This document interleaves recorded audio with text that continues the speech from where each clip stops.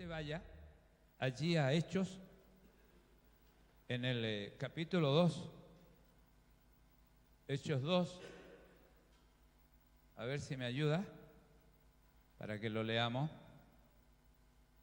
Hechos capítulo 2.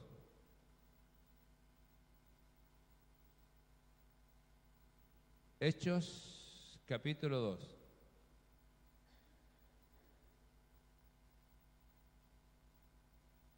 Hechos capítulo 2.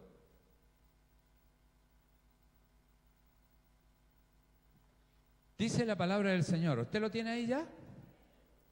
Lo vamos a leer en el nombre del Señor. Quiero que se quede ahí quietito nomás. Quiero que se quede ahí quietito. Dice, cuando llegó el día de Pentecostés estaban todos unánimes juntos y de repente vino del cielo ¿qué? Un estruendo como de un viento recio que soplaba, el cual llenó toda la casa donde estaban sentados, y se les aparecieron lenguas repartidas como de fuego. No eran lenguas de fuego, para que alguien no se pase el rollo que eran de fuego. ¿Qué dice la Biblia? Eran como que si fuera de fuego. La palabra fuego la hemos examinado y sabemos lo que significa, ¿cierto?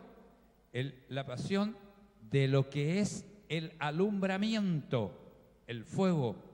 Cuando dice Dios, lumbrera, ahí se ha fijado que dice el Señor en su palabra, dice que lumbrera es a nuestro camino su palabra. La palabra es fuego, hermano. Lo que quiere decir es que se les vino a ellos, a sus corazones, esa fuerza interior de todo el conocimiento que Jesús les había entregado durante esos 3 años.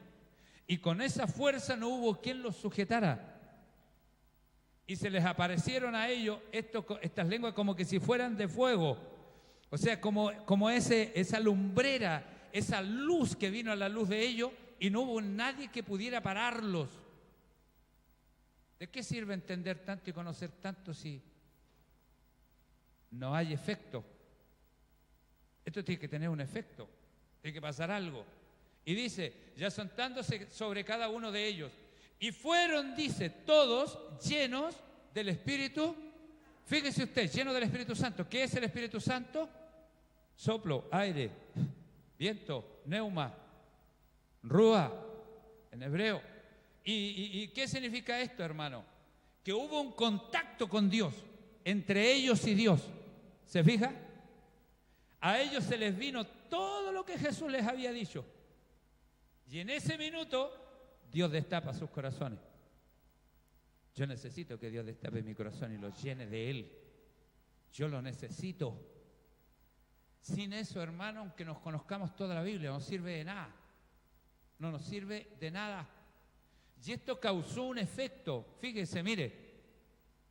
Y dice, y fueron todos llenos del Espíritu Santo. Vino y se destapó esta conexión entre Dios y ellos. Y comenzaron a hablar en otras lenguas según el Espíritu les daba que le hablase. De arriba les soplaban a ellos. Y empezaron a ver que ellos hablaban el idioma de muchos tipos de idiomas que habían allí, medos, partos, lamitas, de diferentes dialectos e idiomas, que posiblemente muchos de ellos no conocían los idiomas, pero como que ese día se conectaron con Dios y Dios usó sus bocas, usó sus lenguas. Entonces, ¿qué necesita Dios? Que yo comience a fluir, que hable, que adore, que declare, que alabe, que glorifique. ¿Ah? Ya no quiere Dios que yo esté así, o tararé la música. No, aquí tiene que haber una llenura espiritual. Tiene que haber una dicción.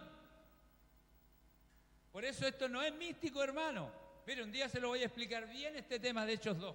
Esto fue todo real, pasó. Esto no es que se le aparecieron unas lenguas como hacen unos dibujos por ahí con una lengua de fuego arriba de la cabeza. No, no fue así. Nadie vio una lengua de fuego arriba de la cabeza.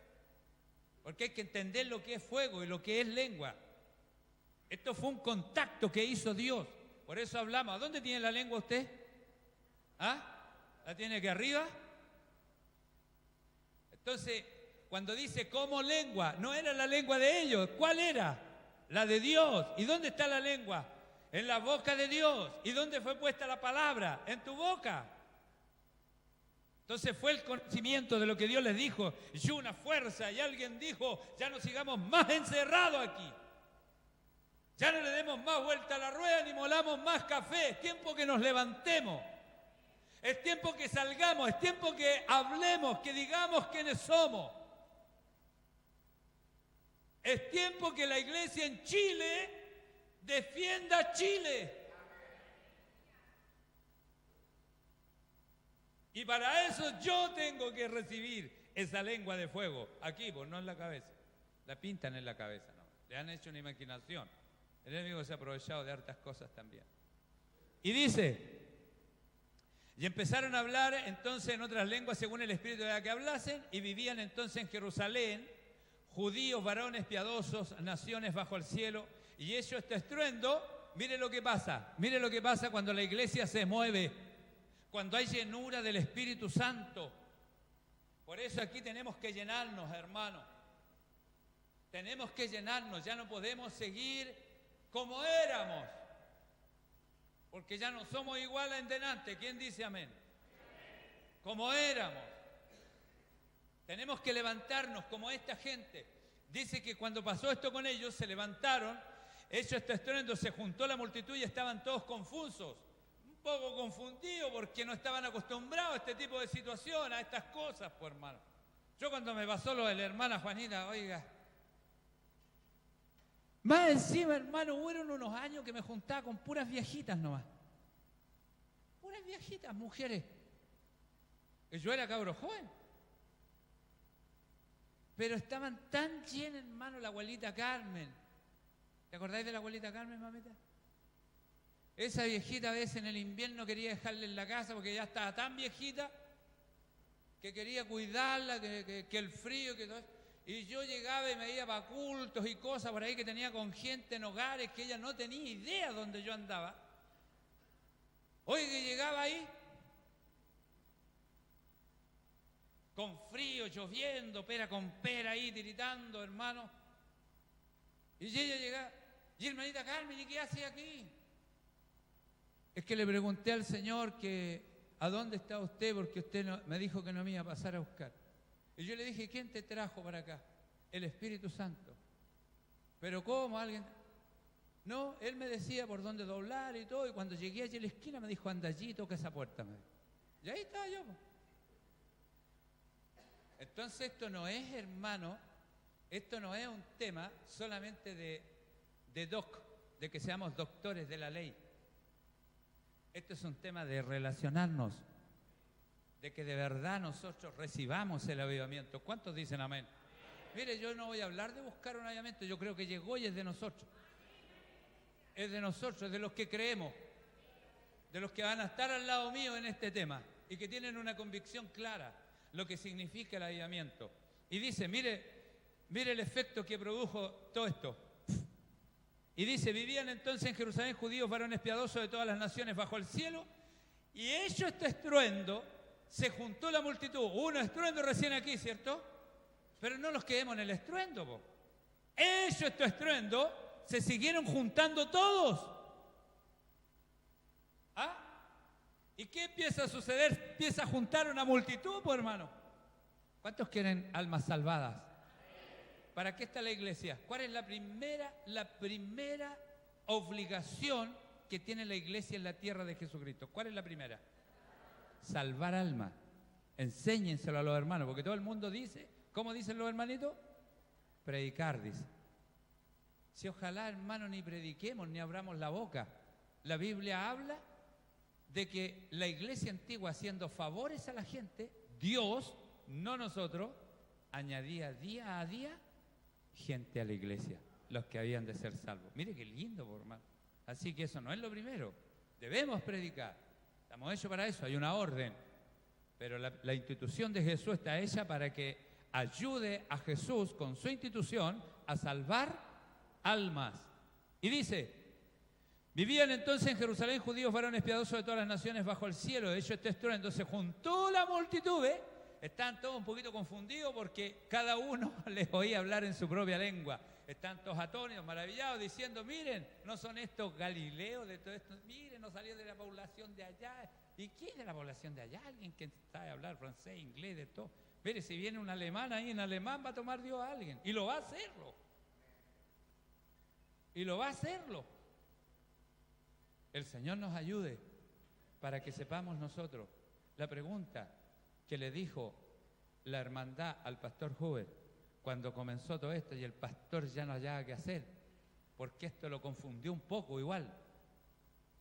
Pero la pregunta que le hacía la hermandad, y con esto voy a terminar el tiro, y dice, y pastor, ¿qué impide que nosotros vivamos lo que vivió la iglesia primitiva?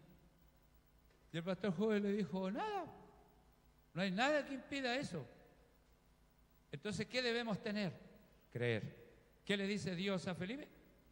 Claro, porque yo leí en la historia y decía nada. Bueno, pero Señor, ¿pero qué? ¿Debemos tener algo, hacer algo? Porque yo veo que hay gente que se encierra a ayunar, hay gente que se encierra en oraciones, y eso es bueno, no es malo, pero a veces no pasa nada con el ayuntamiento, pues, hermano. Seguimos ahí a la vuelta de la rueda nomás, moliendo café nomás. ¿Ah? Entonces el Señor me dijo, ahí en el eunuco, me contesta en el eunuco cuando andaba con Felipe. Recibió el conocimiento, pero le dijo el eunuco, oiga, pero yo quiero que la cosa funcione conmigo. ¿Ah? ¿Qué impide que la cosa funcione conmigo? Nada. Solamente hay un requisito. ¿Y cuál es el requisito? Creer, pero ¿cómo dice? De todo corazón. No es creer así nomás como dice todo el mundo allá afuera, por mal. O nosotros mismos a veces caemos en ese creer. No, si yo creo eso. Pero Dios quiere que pongas todo tu corazón. Bendito y alabado sea Jesús, hermano. Que Dios bendiga ricamente a todos nuestros amados que han compartido con nosotros, que han escuchado esto, que sepamos que el avivamiento lo tenemos. En este país el avivamiento está, la iglesia va a ser levantada por Dios y Dios va a ocupar la gente que está dispuesta, que se ha colocado ahí en la brecha junto a Jesús. Dios no va a levantar al flojo, al perezoso, al desatento, al desabrido, no va a levantar a ese, no va a levantar al que no hace nada. Va a levantar al que está puesto ahí en la brecha. ¿Cuántos dicen amén? No es fácil, pero se puede. De verdad que se puede. Póngase en pie, ¿cierto?